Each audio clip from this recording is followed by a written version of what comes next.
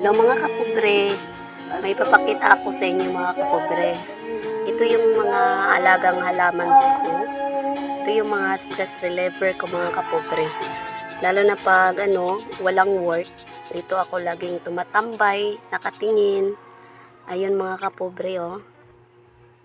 Sila mga kapobre. Ayan. Ito is lumaki na siya. Maliit pa siya dati. Ito lumaki na siya. And kasi itong klaseng plants mga kapobres, kuha ka lang ng konti dito sa stem niya, tapos pwede mo nang itanim. And ito rin isa mga kapobre, ayan.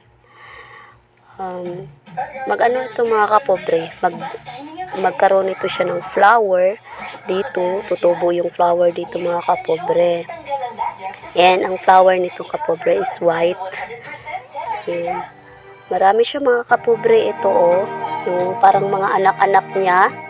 So pwede itong kunin at tanggalin, and then itanim mo sa nasira na pala yung ko kapobre. Kasi minsan lang ako nila lalo na pag may work. Yan lang. Ito parang matatanggal na rin ito mga kapobre. Ito yung mga cactus ko mga kapobre. Meron pa ako doon, nilagay ko banda sa CR namin. Marami ako doon cactus. And ito naman mga kapobre, kilala nyo na ba ito? Ito yung snake plants. Ganito lang talaga yung kulay niya mga kapobre, hindi siya patay. Ganito lang talaga yung kulay niya. Yan.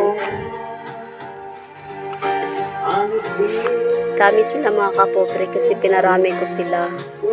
Gusto ko kasi yung klase na to na snake plant mga kapobre. Kasi parang bihira lang merong ganito. Bihira mo lang makikita ang klase na ganitong snake plant. Yan. Meron naman akong ibang klase ng snake plant mga kapobre. Tinanim ko na lang sila sa lupa. Kasi parang madalas mo na lang sila makikita kahit saan. Yan, parang hindi bihira.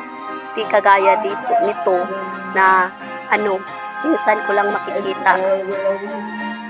Kapobre na tanim is ito. Money maker daw ang pangalan nito mga kapobre. Ito, may red ako na klase. Red. And ito naman mga kapobre is white. White nga. Kasi yung edge niya is may color white. Ito is my color red. Then ito naman mga kapobre is green. Yan. Yan ang gusto ko. Gusto ko kasi sila mga kapobre.